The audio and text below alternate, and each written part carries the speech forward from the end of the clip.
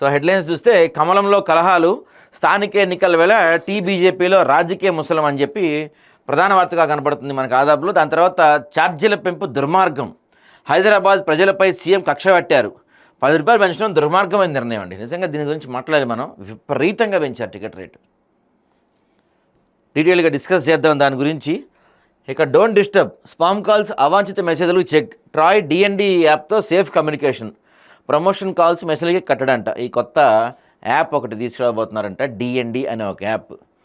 ఇక నెక్స్ట్, విజ్ఞప్తి చేస్తున్న 42% రిజర్వేషన్ రాజ్యాంగబద్ధంగా ఉన్న ఎస్సీ ఎస్టీ ఈడబ్ల్యూఎస్ రిజర్వేషన్ నష్టం కలిగించేది కాదని చెప్పి వీళ్ళు చెప్తున్నారు. నిన్న అందరూ వీళ్ళంతా పొన్నం ప్రభాకర్, పిసిసి చీఫ్ మహేష్ కుమార్ గౌడ్ గారు, తర్వాత ఈ వాకిటి వీళ్ళంతా అక్కడికి వెళ్ళారు. నిన్న ఢిల్లీ వెళ్ళారు. ఈరోజు సుప్రీంకోర్టులో హీరింగ్ ఉన్న కారణంగా వీళ్ళంతా అక్కడికి వెళ్ళారు.